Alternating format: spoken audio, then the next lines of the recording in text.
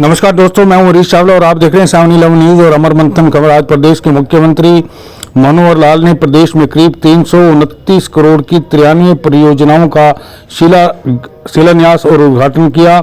इसमें करनाल जिला की 22 परियोजनाओं का उद्घाटन किया गया और 71 का शिलान्यास किया गया। इस अवसर पर जिला स्तर का यह कार्यक्रम लघु सचिवालय में आयोजित किया गया। इस कार्यक्रम में करनाल के सांसद संजय भाटिया, विधायक हरविंदर कल्याण, धर्मपाल गोंदर, विधायक राम कुमार कश्यप के साथ साथ मुख्यमंत्री के प्रतिनिधि संजय बटला, पूर्व विधायक बख्शीश सिंह विर्क, पूर्व मेयर रेणुबाला गुप्ता, डीसीएसपी के साथ साथ एसडीएम अनुभव मेहता, जिला परिषद के अधिकारी विवेक चौधरी, भाजपा नेता वीरेंद्र चौहान, राज सिंह गोदारा तथा कई नेता वहां मौजूद रहे। लेकिन इस अवसर पर संजय भाटिया समेत सभी विधायकों ने मुख्यमंत्री की इन परियोजनाओं को लेकर कहा कि मुख्यमंत्री बिना किसी भेदभाव के हर विधानसभा क्षेत्र में कार्य करवा रहे हैं। विकास कार्यों के लिए विधायकों को 5 करोड़ रुपए देने की बात हो या खेत खलियान के रास्ते पक्के करने की, किसी के साथ कोई भेदभाव नहीं किया गया। नीलोखेड़े के विधायक धर्मपाल गोंदर ने कहा कि जिला में करोड़ों की विकास परियोजनाओं की सौगात देने के लिए मुख्यमंत्री बहुत तत्पर रहते हैं। उन्होंने मुख्यमंत्री का आभार भी जताया। इसमें आपको पता लग गया क्या फायदा है, क्या है, कहाँ पूरा जोरदार तालियां बजाई जी। देखिए किस प्रकार से हरियाणा सरकार ने एक बहुत ही महत्वाकांक्षी योजना गरीब परिवार के लोगों के लिए शुरू की है और इनमें आज ये लाभार्थी जिनको ये आज मोबिलिटी कार्ड आज माननीय सांसद महोदया के कर कमलों से दिया जा रहा है। सबसे पहले तमन्या देवी और उसके बाद मुकेश देवी को मैं आमंत्रित करता हूं। मुकेश देवी काफी सारी बातें कही है। सबसे पहले तो हमारी टीम का जो इंट्रोडक्शन कराया वो बड़ा ही इम्प्रेसिव था। आपने बताया कि हम एक परिवार की तरह मिलजुल के काम करते हैं, वही काम होता है। और हमारा बेसिकली डिप्टी कमिश्नर का तो काम ही है कि जहाँ मेलजोल नहीं हो रहा वहाँ मेलजोल बिठा दो। तो ये पहले ही आपने बताया कि इतनी अच्छी टीम है, तो हम कोशिश करेंगे और कोशिश करूंगा कि पूरा उसको और बेहतर कैसे किया जाए।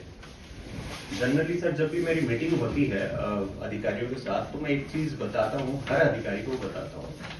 दुनिया 700-800 करोड़ की है, लेकिन एक आदमी जो आपके पास कोई समस्या लेके आता है, आप चीज को ध्यान से सुनिए, उसका समाधान सिर्फ एक आदमी के पास है।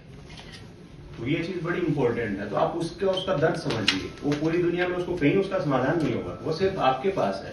तो ये आपको कितना एक अच्छा डिस्क्रिप्शन मिला है, आपका कितना अच्छा प्रोरोगेटिव है, आपको कितना ही भगवान ने मौका दिया है, इसको गंवाना नहीं चाहिए। ठीक है, ये चीज आप हमेशा कहता हूँ, इस चीज का ध्यान रखिए। जो भी आपके पास कैसी भी समस्या लेके आता है, तो ये चीज हमेशा याद रखिए कि मेरे अलावा इसका कोई नहीं है, ये मुझे ही काम करना है इनका।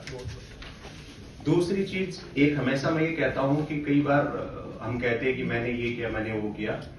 किसी ने कुछ नहीं किया होता है। एक समाज होता है, एक एनवायरमेंट होता है, एक वातावरण होता है, उसी के हम प्रोडक्ट होते हैं। जो जहां पे है उस वातावरण का प्रोडक्ट है, समाज का उसमें योगदान होता है, परिवार का होता है, साथियों का होता है। तो एक जो ऋण है वो हमें बिल्कुल चुकाना चाहिए। ये सोच हमें हमेशा रखनी चाहिए।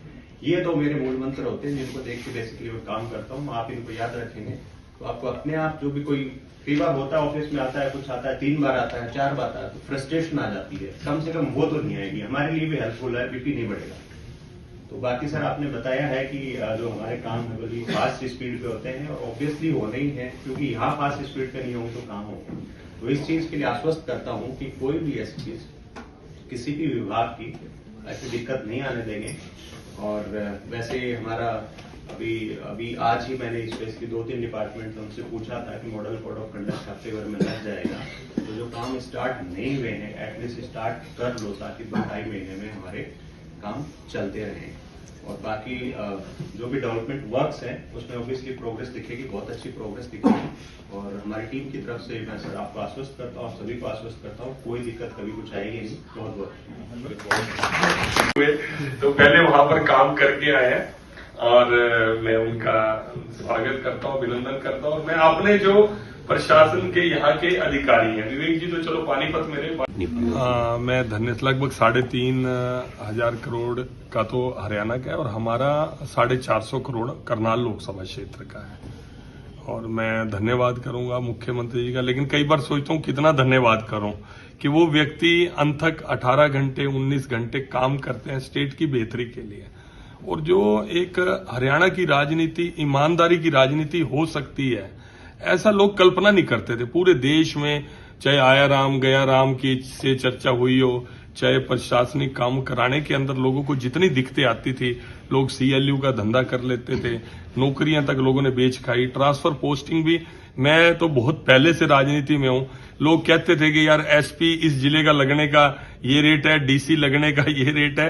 तो ये आगे सारे जो बातें थी, ये मनोहर लाल जी ने आके सारा चेंज किया। मैं सैल्यूट करता हूं उस आदमी को, इसलिए नहीं कि मैं बीजेपी का सांसद हूं, उनके क्लोज हूं, उस नाते से नहीं, एक एज ए ह्यूमन बीइंग लगता है कि अच्छे इंसान को सपोर्ट करना चाहिए। करनाल में कितने विकास कार्य हैं? ये लगभग देखिए 20 के लगभग तो तालाब हैं, छोटे बड़े। एक और बहुत बड़ा ओवर ब्रिज का काम जो सबसे बड़ा टॉप 20 के अंदर अभी उद्घाटन होगा, आपके सामने होगा।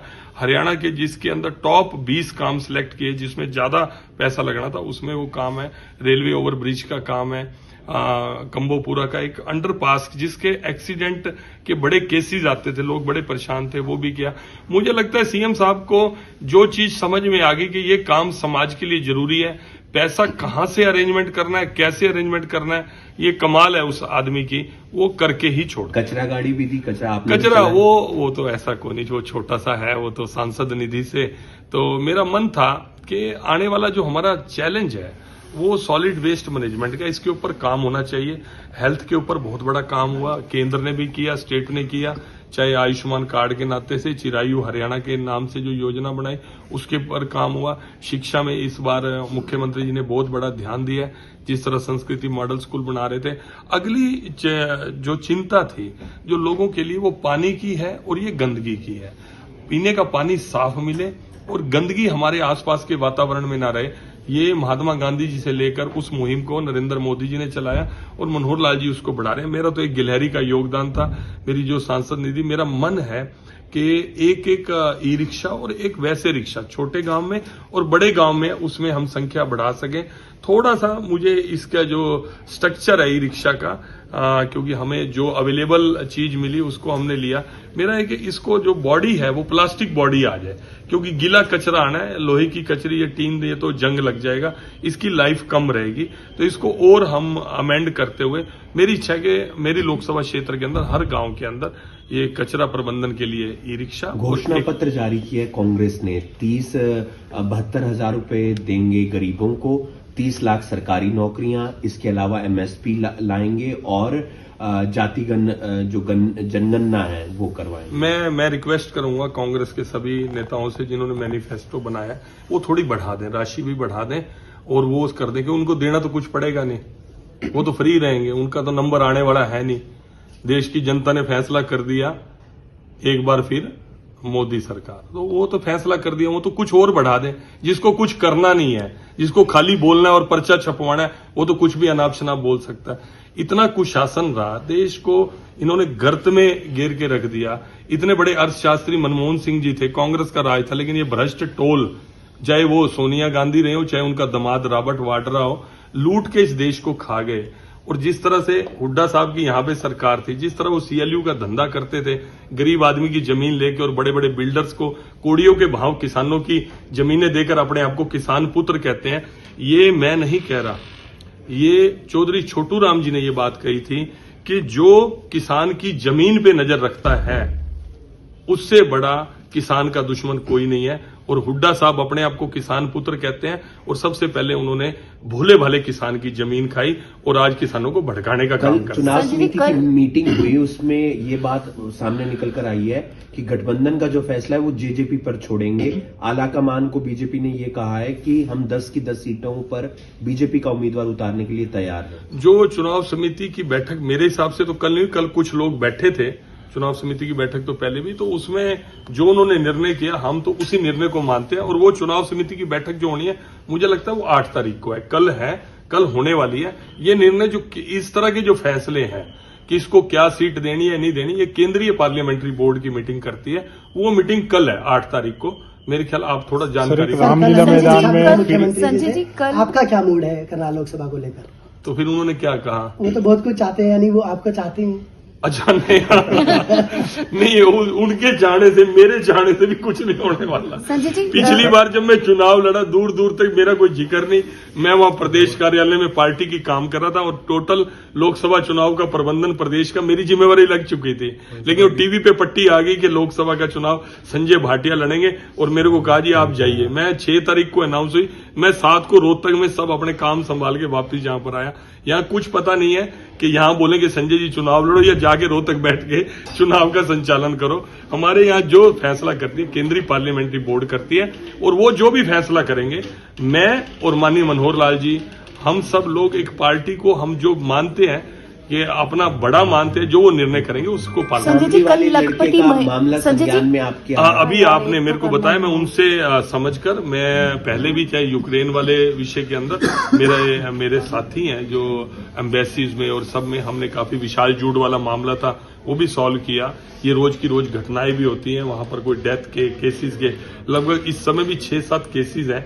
जो मेरा ये साथी है कैप्टन चोपड़ा है, NRI है और वो सारा काम इसको देखते हैं। मैं तुरंत आज इनसे सारा मामला समझ के उसमें पूरा प्रयास करके जो फॉरेन मिनिस्ट्री के लेवल पर भी जो कुछ होगा मैं तुरंत उसको करूंगा। संजय जी, कल लखपति जो महिलाएं आई थी उन्होंने ये कहा कि ये लखपति महिलाएं जो मुकेश देवी के बाद प्रियंका देवी। थोड़ा साइड दे दियो भाई। ओमी देवी, आपका क्या नाम है? प्रियंका देवी के बाद ओमी देवी।